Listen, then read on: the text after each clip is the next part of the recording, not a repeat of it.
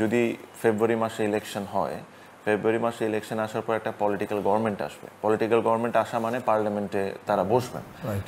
তাদের কাছে এই প্রস্তাবটা নিয়ে যাওয়া যে আমাদের sports betting, not only cricket, sports বেটিংয়ে যদি ইফ এনিবডি এটা অ্যাকিউজড হয় বা শাস্তি পায়, তার যেরকম 10 বছরের জেল হয়, এটা একটা নতুন ল আমাদের পাস করাইতে হবে।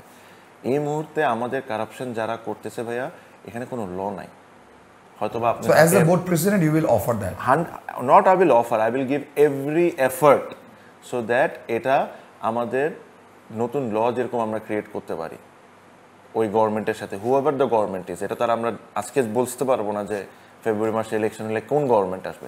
যেই গভর্নমেন্টই আসুক, তাদের কাছে ক্রিকেট বোর্ডের তরফ থেকে যদি আমি পারি বাকি সব ফেডারেশনকে একসাথে নিয়ে ওনাদেরকে এই জিনিসটা কনভিন্স করা যে আপনারা এই লটা ইমপ্লিমেন্ট করেন। এটা তো খালি ক্রিকেটে হচ্ছে তা না, ফুটবলে হচ্ছে, হকিতে হচ্ছে, সব জায়গায় হচ্ছে।